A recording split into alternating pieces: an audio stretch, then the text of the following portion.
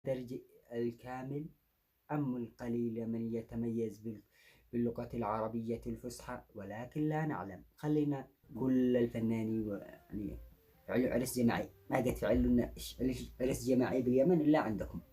من كان بعرس جماعي نسوان ورجال؟ أنا ما جاني داري ليش تفعلوا عرس نسوان ورجال مرة واحدة؟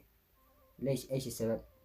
كنا سابرين دراما وأكشن وخيول وسيوف وطعن، كنا متحمسين بالدراما والأكشن والخيول والفروسية والدراما الأكشن والدراما هذا. إلا حاجتين بس، اللغة العربية والرقص الجماعي والعرس الجماعي. هذا صح ما رقصوش ولا هذا كثير، لكن العرس الجماعي هذا حاجة جديدة نزلت في اليمن، لا قد من سابق ولا من قبل. انتم عارفين ان احنا شعب محافظ، لا رقصنا في عرس جماعي ولا اجتمعنا بنسوان في عرس جماعي. وسلامتكم ان شاء الله. لا تنسون تفعيل لايك.